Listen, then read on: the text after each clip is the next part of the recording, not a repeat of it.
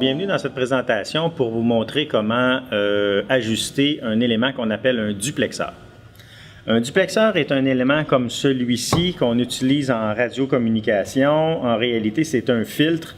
Il est le même format qu'un radio normal, donc est fait pour être installé dans une voiture, puis permet d'avoir un équipement pour laisser passer deux fréquences différentes.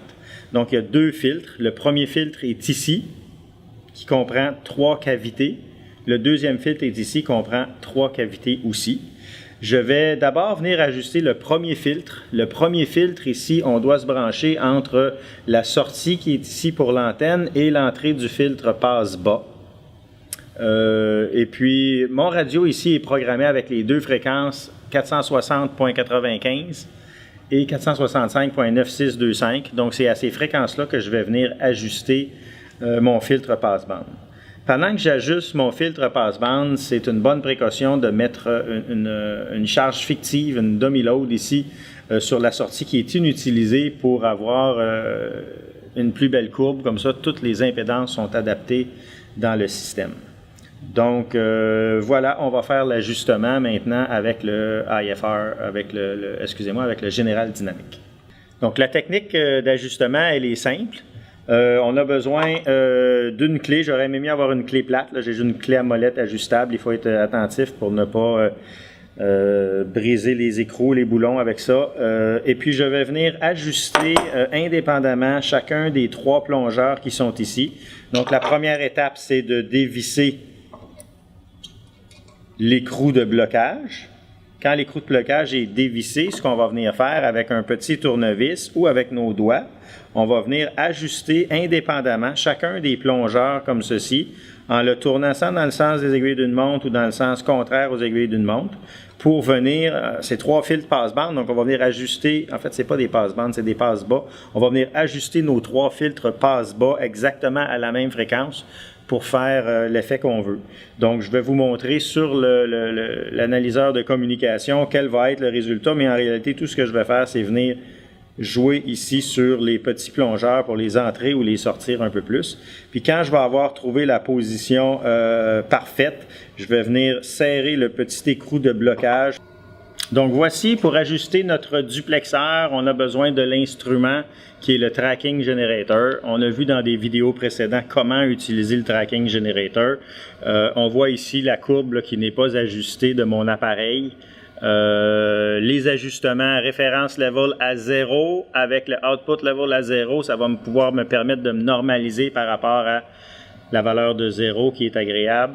J'utilise le port de génération Gen Out parce qu'il est le plus puissant, le port de réception Antenna parce qu'il est le plus sensible, et j'ajoute une atténuation de 20 dB pour ne pas bousiller l'entrée antenne de l'appareil. Donc là, ce que je vais faire, vous voyez 3 filtres. Moi, je vais venir ajuster avec un petit tournevis de précision les plongeurs. Vous vous rappelez que j'avais dévissé l'écrou. Et puis, je vais déplacer les plongeurs comme ça pour les aligner sur les fréquences qui m'intéressent de laisser passer et ou de rejeter. Donc, évidemment, si je veux être précis dans cette opération-là, dans un premier temps, vous voyez que je viens d'aligner deux filtres. Dans un premier temps, on peut ajuster notre center frequency, puis j'aime ça, moi, l'ajuster à mi-chemin entre les deux fréquences qui m'intéressent, qui sont 460.95 et 465.9625. Donc, je mets un center frequency à 462. Je mets un span relativement large au début pour faire mon premier ajustement grossier, puis je changerai le span par la suite pour l'amener plus mince, pour être plus précis.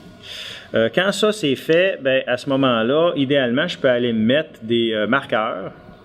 Donc, je m'en vais ici, marqueur mode. Je vais me prendre 2 marqueurs. Puis, je les ai choisis en barre verticale. C'est quand même relativement facile à ajuster. Puis là, je vais venir ajuster mes marqueurs sur les fréquences qui m'intéressent, qui sont 465.9625. Donc, je vais aller le plus précis que je peux, 465. Là,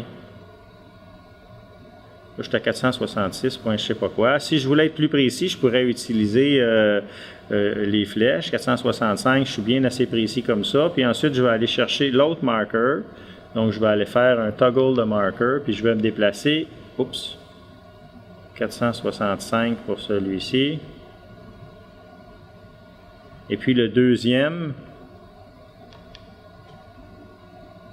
je vais aller le mettre à 460.95. Donc le 460.95, c'est la fréquence qu'il faut qu'il passe. Le 465.9625, c'est la fréquence qu'il faut qu'il soit rejeté. Donc là, mes deux marqueurs sont bien ajustés. Je vais venir déplacer mes plongeurs pour rejeter la fréquence qui est en bleu sur le marqueur bleu. Donc ici, je pense que je suis complètement aligné pour un des trois filtres. J'aligne mon deuxième filtre. Voici. J'aligne mon troisième filtre. Où est-il, mon troisième filtre? Il est là. Donc, je l'aligne. Donc, voyez-vous, présentement, là, je laisse passer la fréquence en jaune et je rejette la fréquence en bleu. C'est pas très, très joli ici. Donc, des fois, ce qu'on peut faire pour aller améliorer cette passe-là. Mais de toute façon, je suis à une première passe d'ajustement grossier. Donc, je vais aller faire l'autre côté. Puis ensuite, je vais revenir au côté numéro 1. J'ai déplacé mes deux fils sur le filtre passe haut et j'ai mis ma charge fictive sur le filtre passe bas de mon duplexeur. Donc, on voit que ce côté-ci n'est pas ajusté. Lui doit être ajusté exactement en miroir par rapport à l'autre qu'on a ajusté tout à l'heure, c'est-à-dire que je dois laisser passer la fréquence bleue et je dois rejeter la fréquence jaune. Donc, je vais déplacer chacun de mes trois filtres. Vous les voyez très bien, les trois filtres. Je vais les déplacer sur la ligne jaune pour pouvoir aller la rejeter. Donc, premier ajustement sur la ligne jaune, deuxième ajustement sur la ligne jaune. Je me tasse par là. Et le troisième ajustement.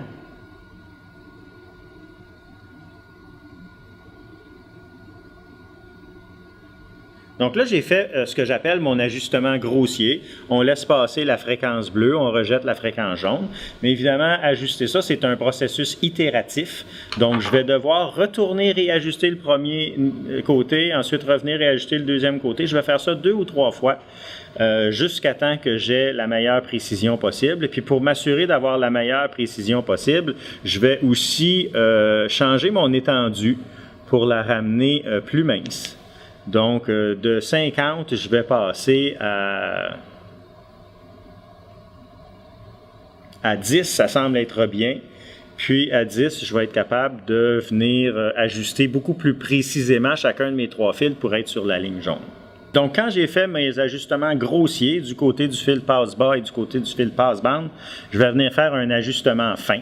La première chose pour faire un ajustement fin, c'est d'aller changer notre étendue pour être capable de voir cette courbe-là plus précise. Donc, on va aller zoomer, si on veut, la partie centrale en descendant notre span, disons, à 10 peut-être. À 10. Donc, quand je descends mon span à 10, on voit que ma courbe, elle est plus précise. Je vois la fréquence que je veux laisser passer. Je vois la fréquence que je veux rejeter. Ma center frequency est encore centrée à peu près à mi-chemin entre mes deux fréquences. Si je voulais déplacer ça, je pourrais peut-être y aller un peu comme ça.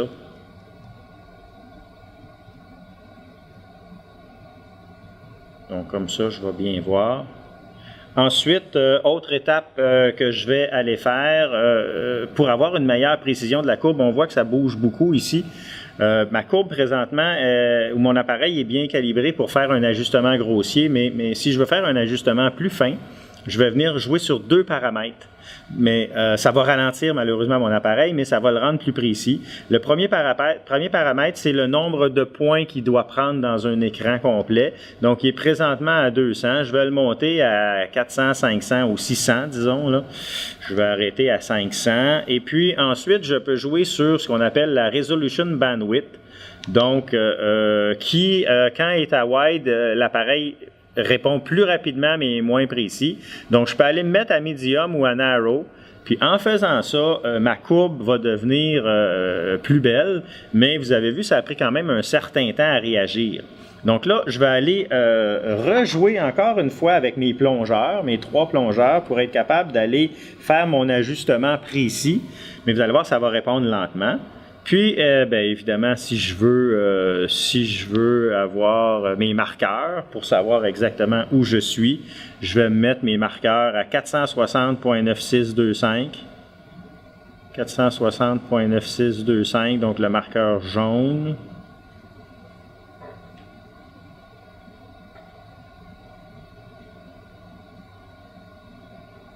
Bon, voilà. Ensuite, je vais faire un toggle marker pour aller sur l'autre marqueur. Oups, ça n'a pas fonctionné. Donc 460.95, voilà. Et ensuite, je vais aller sur l'autre marqueur.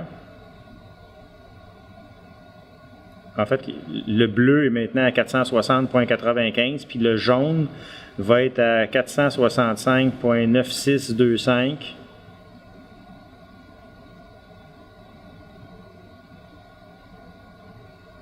Donc voilà. Donc je peux venir ajuster de façon plus fine chacun de mes filtres. En fait, ce qu'on veut, c'est que la ligne blanche soit le plus haute possible, la plus proche de 0, pour avoir ce qu'on appelle des pertes d'insertion les plus minces. Et puis, il faut que l'isolation, c'est-à-dire la différence de niveau entre 460.95 et 465.9625 soit le plus élevé possible. Donc, on voit présentement que, par contre, si je veux avoir des chiffres vraiment précis, je vais aller faire une dernière opération avant de faire mes ajustements. Je vais aller faire un normalize. On se rappelle que le normalize va venir prendre en compte les pertes dans mes câbles et mes connecteurs. Donc, je me mets comme ça une union. Je m'en viens joindre les deux bouts de fil. Puis, je vais venir faire un normalize on. Ma ligne est devenue bleue, elle est rendue totalement sur le 0, donc pour lui, c'est maintenant ce qu'il considère être mon 0 dB de perte. Et ensuite, je viens rajuster ça. Quand j'ai réajusté ça, je peux regarder, bon, vous voyez que ça prend du temps à réagir, évidemment. Donc, ici, mon ajustement, j'ai moins 1,8 décibels de perte au niveau de la ligne bleue. Donc, ça, ce sont les pertes d'insertion. Ce qu'on disait hier, c'est en bas de 2, c'est excellent. Donc, entre 2 et 2,5, c'est acceptable. En haut de 2,5, on peut refaire l'ajustement. Donc, les pertes d'insertion sont très bien ajustées. Au niveau maintenant de l'isolation, on voit que ma bosse, elle n'est pas tout à fait sur la ligne jaune. Ce qui fait que mon isolation est présentement de 68 dB. C'est bien, mais c'est pas parfait. On pourrait aller faire un ajustement pour essayer de monter au moins jusqu'à 70 dBm à ce niveau-là. Puis pendant que je vous parle, je vais essayer de voir si je peux déplacer légèrement la courbe. Évidemment, vous vous rappelez, mon appareil réagit lentement, donc il ne faut pas que je le fasse trop rapidement. Puis évidemment, c'est un compromis. Des fois, si j'améliore l'isolation, je peux nuire aux pertes d'insertion. Donc, j'y vais le plus précis que je peux, le plus lentement que je peux aussi pour...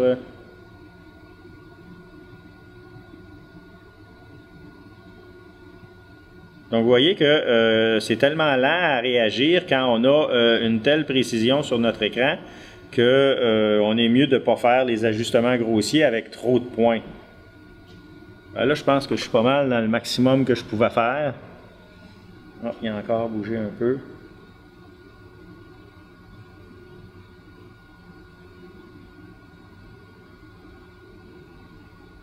Donc là, moi, j'étais à moins 69,8. J'aurais aimé arriver à moins 70.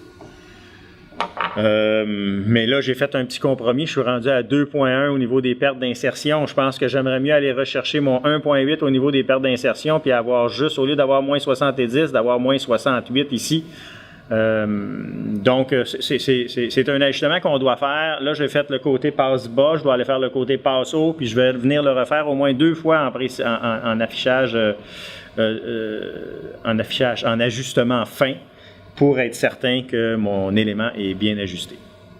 Donc, en conclusion, pour l'ajustement d'un duplexeur, on doit venir ajuster chacun des 2 filtres individuellement. Et on va les ajuster au moins 3 ou 4 fois chaque. On pourra faire un premier ajustement grossier de chaque côté. Puis ensuite de ça, revenir sur le premier côté, faire un ajustement fin. Revenir sur le deuxième côté, faire un ajustement fin. On fait quelques ajustements comme ça jusqu'à ce qu'on obtienne les meilleures performances. Il faut se rappeler que d'aller chercher 1 demi dB de plus au niveau ou de moins au niveau des pertes d'insertion, c'est extrêmement significatif au niveau de la puissance apparente rayonnée par mon antenne.